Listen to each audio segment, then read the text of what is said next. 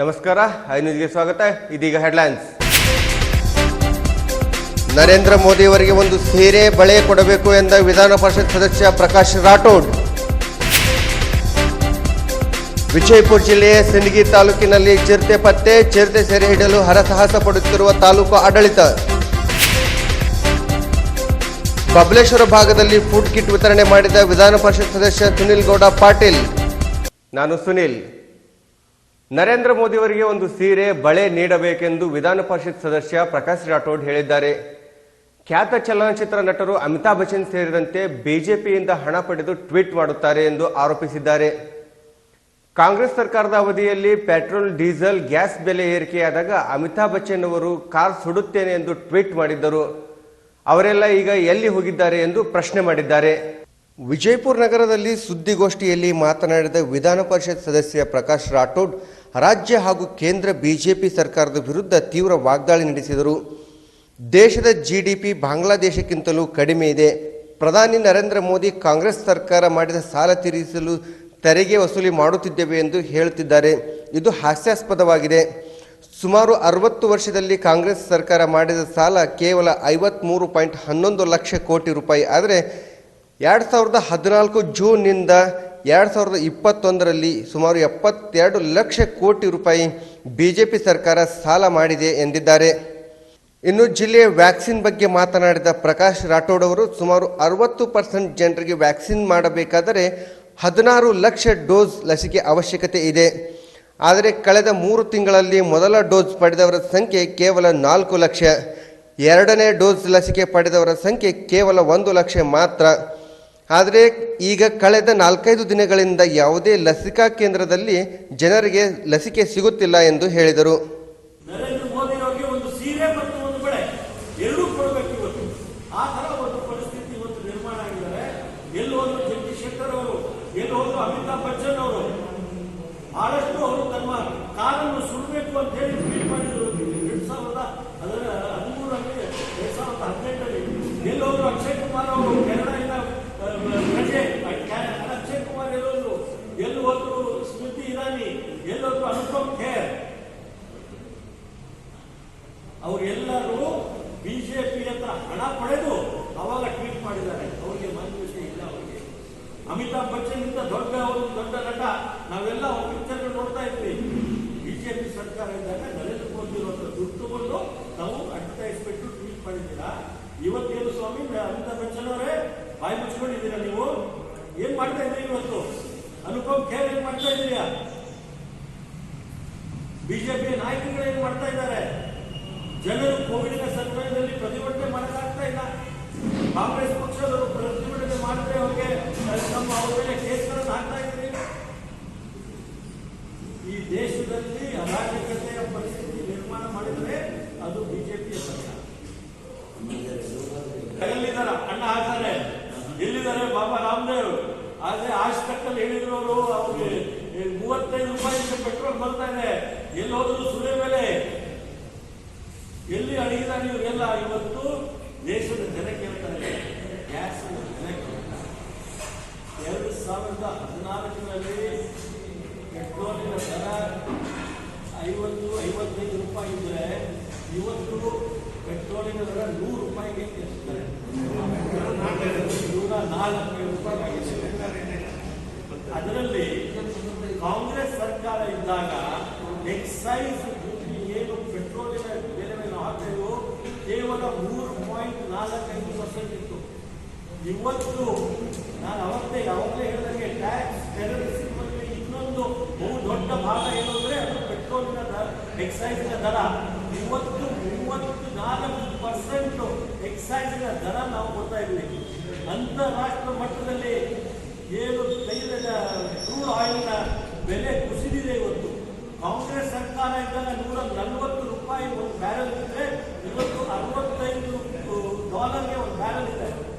ಅವಾಗ 55 ರೂಪಾಯಿ ಪೆಟ್ರೋಲ್ ಇದ್ರೆ ಇವತ್ತು 104 ರೂಪಾಯಿ ಪೆಟ್ರೋಲ್ನ ದರ ಆಗಿದೆ. ಕೇವಲ ಪೆಟ್ರೋಲಿನ ಎಕ್ಸೈಸ್ ನಲ್ಲಿನೇ 11 ಲಕ್ಷ ಕೋಟಿ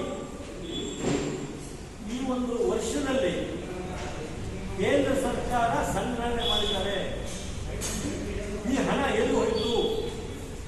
ಇವತ್ತು ಪೆಟ್ರೋಲಿನ ದರ, ಡೀಸೆಲಿನ ದರ ಮತ್ತು ಗ್ಯಾಸಿನ ದರ ಇದನ್ನ ಇಷ್ಟು ದೊಡ್ಡ ಪ್ರಮಾಣದಲ್ಲಿ ತೆರಿಗೆ ಹಾಕಿ ಜನರಿಗೆ ಅನಾನುಕೂಲ ಮಾಡಿ ಈ ಪರಿಣಾಮ ಎಲ್ಲ ದರ ಸರ್ಕಾರ ನಿಗದಿ ಮಾಡಿರುವಂತಹ ವ್ಯಾಕ್ಸಿನ್ಗಳು 16 ಲಕ್ಷ ವ್ಯಾಕ್ಸಿನ್ಗಳು ಮಾಡುತ್ತದೆ. 60% ಜನರಿಗೆ ವ್ಯಾಕ್ಸಿನ್ ಕೊಡಬೇಕು ಅಂದ್ರೆ 16 ಲಕ್ಷ ಇವತ್ತು ವ್ಯಾಕ್ಸಿನ್ಗಳು ನಮಗೆ ಬೇಕಾಗಿದೆ. ಆದರೆ ಇವತ್ತಿನವರೆಗೂ ಎಷ್ಟು ಕೊಟ್ಟಿದ್ದಾರೆ ಸರ್ಕಾರ? ಕೇವಲ 3 ಲಕ್ಷ ಮೊದಲನೇ ಡೋಸ್ ಕೊಟ್ಟಿರೋದು. ಕೇವಲ ಇಲ್ಲಿವರೆಗೂ ಮೊದಲನೇ ಡೋಸ್ ಪಡೆದಿರೋದು ನಮ್ಮ ಜಿಲ್ಲೆಯಲ್ಲಿ 4 ಲಕ್ಷ ಇಲ್ಲಿವರೆಗೂ ಮೊದಲನೇ ಡೋಸ್ ಮಾಡಿದ್ದಾರೆ. ಅಂದ್ರೆ 16 ಲಕ್ಷ ಅವರು ಟಾರ್ಗೆಟ್ ಇದ್ರು. ನನ್ನ ಪ್ರಕಾರ ಟಾರ್ಗೆಟ್ ಅವರು 20 ಲಕ್ಷಕ್ಕಿಂತ ಮೇಲ್ ಮಾಡಬೇಕಾಗಿತ್ತು. ಆದರೆ ಅದನ್ನ ಟಾರ್ಗೆಟ್ 60 ಮಾಡಿದ್ದಾರೆ, 16 ಲಕ್ಷ ಮಾಡಿದ್ದಾರೆ. ಅದೂ ಕಡಿಮೆ ಇದೆ. ಆ ಕಡಿಮೆ ಇರೋದ್ರಲ್ಲಿ ಕಳೆದ 3 ತಿಂಗಳಿಂದ ಲಸಿಕೆಯನ್ನು ಕೇವಲ 4 ಲಕ್ಷ ಮೊದಲನೇ ಡೋಸ್ ಮತ್ತೆ ಎರಡನೇ ಡೋಸ್ ಆಗಿರೋರು, 2 ಡೋಸ್ ಆಗಿರೋರು ಕೇವಲ 1 ಲಕ್ಷ. ಅಂದ್ರೆ ಇವರು 15 ಲಕ್ಷ ಡೋಸ್ಗಳನ್ನು ಸರ್ಕಾರ ಕೊಡಬೇಕಾಗಿದೆ. ಎಷ್ಟು ವಿಪರ್ಯಾಸ ಅಂತ ಹೇಳಿದ್ರೆ ಲಸಿಕೆಗಳು ಕೊಡೋದ್ರಲ್ಲಿ ಬಹಳ ಸ್ಲೋ ಆಗಿ ಇವತ್ತು ಮಾಡ್ತಾ ಇರೋದನ್ನು ನೋಡಿದ್ರೆ ನಮ್ಮ ಸರ್ಕಾರಗಳು, ರಾಜ್ಯ ಸರ್ಕಾರ ಮತ್ತು ಕೇಂದ್ರ ಸರ್ಕಾರ ಬಿಜಾಪುರ ಜಿಲ್ಲೆಗೆ ತಾರತಮ್ಯವನ್ನು ತೋರಿಸ್ತಾ ಇದೆ. ಸಿಂದಗಿ ತಾಲೂಕಿನಲ್ಲಿ ಕಳೆದ 1 ವಾರದಿಂದ ಚಿರತೆ ಓಡಾಡುತ್ತಿದೆ ಎಂದು ಅನುಮಾನಗೊಂಡ ಗ್ರಾಮಸ್ಥರು ತಾಲೂಕು ಆಡಳಿತಕ್ಕೆ ಸುದ್ದಿ ತಲುಪಿಸಿದ್ದಾರೆ. ವಿವಿಧ ಕಡೆ ಸಿಸಿ ಕ್ಯಾಮೆರಾ ಅಳವಡಿಸಿ ಚಿರತೆಯ ಚಲನವಲನದ ಬಗ್ಗೆ ತೀವ್ರ ನಿಗಾ ವಹಿಸಲಾಗಿತ್ತು. ಕಳೆದ ರಾತ್ರಿ ಚಿರತೆಯು ಸಿಸಿ ಕ್ಯಾಮೆರಾದಲ್ಲಿ ಸೆರೆಯಾಗಿದೆ.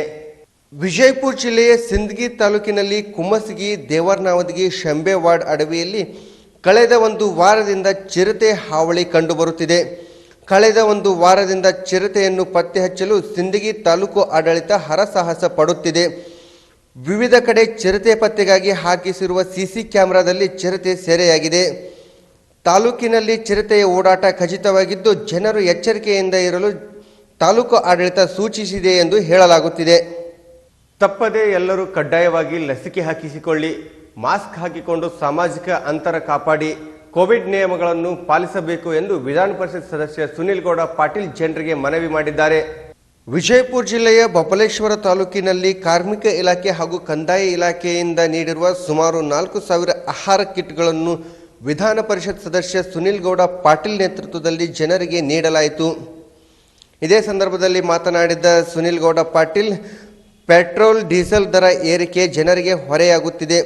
ಕೂಡಲೇ ಸರ್ಕಾರ ಬೆಲೆ ಕಡಿತ ಮಾಡಬೇಕು. ನೆರೆ ರಾಷ್ಟ್ರಗಳಾದ ಬಾಂಗ್ಲಾ, ಶ್ರೀಲಂಕಾ, ಪಾಕಿಸ್ತಾನದಲ್ಲಿ ಪೆಟ್ರೋಲ್ ಡೀಸೆಲ್ ದರ ಕಡಿಮೆ ಇದೆ. ರಾಜ್ಯದ ತೆರಿಗೆ ಕಡಿತ ಆದರೆ ಬೆಲೆ ಕಡಿಮೆಯಾಗುತ್ತದೆ ಎಂದು ಹೇಳಿದರು. ವಿತರಣೆ ಮಾಡುವ ಕಾರ್ಯಕ್ರಮ ಈಗಾಗಲೇ ಚಾಲನೆ ಕೊಟ್ಟಿದ್ದೀವಿ. ಸುಮಾರು ಇಲ್ಲೊಂದು 2,000, ಬಬಲೇಶ್ವರ ತಾಲೂಕಿನಲ್ಲಿ ಒಂದು 2,000 ಮತ್ತು ತಿಕೋಟ ತಾಲೂಕಿನಲ್ಲಿ ಒಂದು 2,000 ಕಿಟ್ ಕೊಡುವಂಥ ಒಂದು ಕಾರ್ಯಕ್ರಮ ಈಗಾಗಲೇ ಕಾರ್ಮಿಕ ಇಲಾಖೆ ಮತ್ತು ನಮ್ಮ ಕಂದಾಯ ಇಲಾಖೆಯಿಂದ ಪ್ರಾರಂಭ ಮಾಡಿ ಇವತ್ತು ಈ ಕೊರೋನಾ ಇಡೀ ನಮ್ಮ ದೇಶದಲ್ಲಿ ಅಷ್ಟೇ ಅಲ್ಲ, ಇಡೀ ಜಗತ್ತಿನಲ್ಲಿ ಎಷ್ಟೋ ಜನರು ಇವತ್ತು ಮನೆ ಮುರಿದಿದ್ದಾವು, ಮಕ್ಕಳು ಅನಾಥರಾಗಿದ್ದಾರೆ. ಯಾಕಂದ್ರೆ ಒಬ್ಬೊಬ್ಬರೇ ಮನೆಯಾಗ ದುಡಿಯೋರು ಇರ್ತಾರೆ. ಇವತ್ತು ಅಂಥವರು ಇವತ್ತು ಪಡೋದ್ರಿಂದ ಇವತ್ತು ಮನೆಯಾಗ ದುಡಿಯೋರು ಯಾರು ಇರೋದ್ರಿಂದ ಸಾಕಷ್ಟು ಅನಾಹುತಗಳಾಗಿ ನಾನು ಮೊನ್ನೆ ಕೆಲವೊಂದು ಆರ್ಟಿಕಲ್ ಓದಿದೆ. ಇವತ್ತು ಕೊರೋನಾದಿಂದ ಅಡ್ಮಿಟ್ ಆದವರು ಬೇರೆ, ಕೆಲವೊಂದು ಉಪವಾಸ ಇದ್ದು ಇವತ್ತು ಊಟ ಇರಲಾರ್ದೆ ಕೆಲವೊಂದು ದವಾಖಾನೆಗೆ ಅಡ್ಮಿಟ್ ಆಗಿದ್ದಂಥ ಕೇಸ್ಗಳನ್ನು ನಾವು ನೋಡಿದೆ. ಆ ನಿಟ್ಟಿನಲ್ಲಿ ಈ ಒಂದು ಕಾರ್ಯಕ್ರಮ ಭಾಳ ಒಳ್ಳೆಯದು. ಮತ್ತು ಈಗಾಗಲೇ ಕಳೆದ ಕೊರೋನಾ ಅಂದರೆ ಮೊದಲೇ ಹಂತದಲ್ಲಿ ಕೂಡ ನಾವು ಈ ಕಾರ್ಯಕ್ರಮ ಮಾಡಿದ್ವಿ. ನಮ್ಮ MB ಪಾಟೀಲ್ ಫೌಂಡೇಶನ್ ವತಿಯಿಂದ ಕಿಟ್ ಕೊಡುವಂಥ ಕಾರ್ಯಕ್ರಮ ಮಾಡಿದ್ವಿ. ಮತ್ತು ನಮ್ಮ ಗೋವಾದಲ್ಲಿದ್ದಂಥ ಕನ್ನಡಿಗರು ಅವ್ರಿಗೆ ಕೂಡ ನಾವು ಕಿಟ್ ಕೊಡುವಂಥ ಕೆಲಸ ಮಾಡಿದ್ವಿ. 2,000 ಇಲ್ಲಿ 2,000 ಅಲ್ಲಿ 4,000 ಕೊಡ್ತಾರೆ. ಮತ್ತು ಕಡಿಮೆ ಬಿದ್ದರೆ ಅವ್ರು ಸರ್ಕಾರದಿಂದ ಕೊಡ್ತೀನಿ ಅಂತ ಹೇಳಿದ್ದಾರೆ. ಇಲ್ಲಾಂದ್ರೆ ನಾವು MB ಪಾಟೀಲ್ ಫೌಂಡೇಶನ್ ವತಿಯಿಂದ ನಾವು ಕಿಟ್ ಕೊಡುವಂಥ ಕೆಲಸ ನಾವು ಮಾಡ್ತೀವಿ. ಮತ್ತು ಬೆಲೆ ಅಂತರೂ 100 ಮೇಲೆ ದಾಟಿತ್ತು. ನಡು TV ಒಳಗೆ ನೋಡಿದ್ವಿ, 100 ರೂಪಾಯಿ ಲೀಟರ್ ಪೆಟ್ರೋಲ್, 202 ರೂಪಾಯಿ. ಇದು ಏನಾಗ್ತದಪ್ಪ ಅಂದ್ರೆ ಪೆಟ್ರೋಲ್ ಕಿಟ್ಟು, ಡೀಸೆಲ್ ನಮ್ಮ ರೈತರು ಎಲ್ಲ ಟ್ರ್ಯಾಕ್ಟರ್ ಇರ್ಬೋದು, ಕೆಲವೊಬ್ರು ನೀರಿನ ಮೋಟ್ರ್ ಏನೋ ಇದು ಎಂಜಿನ್ ಡೀಸೆಲ್ ದಿಂದ ಓಡಿಸ್ತಾರೆ. ಅನೇಕ ಇವು ಈ ಸರ್ಕಾರ ಅದು ನಾನು ಅದು ಏನು ಇದು ಮಾಡೋದ್ರಾಗ ಅರ್ಥ ಇಲ್ಲ. ಬಟ್ ಬೆಲೆ ಇದು ಕಡಿಮೆ ಆಗಬೇಕು. ಯಾಕಂದ್ರೆ ನಾವು ಟ್ಯಾಕ್ಸ್ ಇವತ್ತು ನಾವು ನೋಡ್ತಿದ್ದೀವಲ್ಲ, ಸುಮಾರು ಅರ್ಧಕ್ಕರ್ಧ ಇವತ್ತು GST ನಮಗೆ ಟ್ಯಾಕ್ಸ್ ಐತೆ ಪೆಟ್ರೋಲ್ ಮೇಲೆ. ಬೇರೆ ದೇಶದಾಗ ಕಂಪೇರ್ ಮಾಡ್ರಿ, ಇಲ್ಲೇ ಬೇರೆ ಮಗ್ಗಲ್ಕಿನ ದೇಶನಾಗ ನಮ್ಗಿಂತ ಭಾಳ ಕಡಿಮೆ ಅದ ರೇಟ್. ಇವತ್ತು ಪಾಕಿಸ್ತಾನ ತಗೋರಿ, ನೀವು ಬಾಂಗ್ಲಾದೇಶ ತಗೋರಿ, ಶ್ರೀಲಂಕಾ ತಗೋರಿ, ಇವೆಲ್ಲ ಬೇರೆ ದೇಶದಾಗ ನಮ್ಗಿಂತ ಬಹಳಷ್ಟು ಕಡಿಮೆ ಐತಿ. ಆದ್ರೆ ಈ ಸಿಲಿಂಡರ್ ಇರ್ಬೋದು, ಪೆಟ್ರೋಲ್ ಡೀಸೆಲ್ ಬೆಲೆ ಮಾತ್ರ ನಿಜವಾಗ್ಲೂ ನಮ್ಮ ಆ ರಾಜ್ಯದ ಒಂದು ವ್ಯಾಟ್ ಅಂತ ಆ್ಯಡ್ ಮಾಡ್ತೀವಿ ನಾವು, ಅಥವಾ GST. ಅದನ್ನ GST ಅಂದ್ರೆ ಸೆಂಟ್ರಲ್ ಗೌರ್ಮೆಂಟ್. ಇಲ್ಲಿ ಪೆಟ್ರೋಲ್ ಮೇಲೆ ಆ ರಾಜ್ಯದವ್ರ ತೆರಿಗೆ ಹಾಕಾಕತ್ತಾರೆ. ಅದನ್ನ ನಾವು ಕಟ್ ಮಾಡಿದ್ರೆ ನಾವು ನಿಜವಾಗ್ಲೂ ಈ ಬೆಲೆ ಕಡಿಮೆ ಆಗ್ತದೆ. ಬೇರೆಯವ್ರ ಮೇಲೆ ಹಾಕ್ಲಿ, ಅವ್ರು ದಾರು ಮೇಲೆ ಹಾಕ್ಲಿ, ಇದು ಏನು ಆಲ್ಕೋಹಾಲ್ ಮೇಲೆ ಹಾಕ್ಲಿ, ಅದನ್ನ ನಾವು ಕೇಳೋದಿಲ್ಲ. ಆದ್ರೆ ಇದು ರೈತರಿಗೆ ಬೇಕಾಗಿತ್ತು. ಪೆಟ್ರೋಲ್ ಇರ್ಬೋದು, ಡೀಸೆಲ್ ಇರ್ಬೋದು, ಸಿಲಿಂಡರ್ ಇವೆಲ್ಲ ನಿಜವಾಗ್ಲೂ ಬೆಲೆ ಕಡಿಮೆ ಆಗಬೇಕು. ಅದ್ರ ಬಗ್ಗೆ ಈಗಾಗಲೇ ಸಾಕಷ್ಟು ನಮ್ಮ ಚರ್ಚೆ ಕೂಡ ಆಗಿ ತಜ್ಞರು ಅದನ್ನ ವರದಿನೂ ಕೂಡ ಕೊಟ್ಟಾರೆ, ಕಡಿಮೆ ಮಾಡ್ರಿ ಅಂತ. ಅದನ್ನ ನೋಡೋಣ. ಕೊನೆಯಲ್ಲಿ ಮತ್ತೊಮ್ಮೆ ಹೆಡ್ಲೈನ್ಸ್.